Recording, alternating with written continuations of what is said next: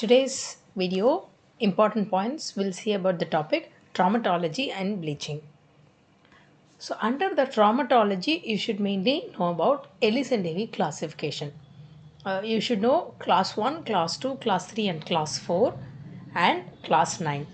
There will be some image based MCQ with a picture showing a 5-1 fracture or a 6-1 fracture. It will be very clearly seen as 5161, or along with the image they'll give the age of the patient and they'll tell it is a fracture involving enamel or dentin, and the options will give class 1, class 2, class 3 and class 9. So immediately we will think of going for class 2, seeing the word fracture involving enamel and dentin. So please be very aware and very careful when you are answering such question, because whenever you see a primary tooth fracture, be it whichever level the fracture is, it is class 9, and only for the adult tooth the other class 1 to class 8 stands for. So that is the only important thing which you should note down when you are studying Ellis and Davy from MCQ point of view.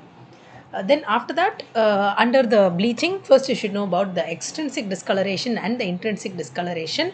What are the sources of discoloration and how it presents clinically.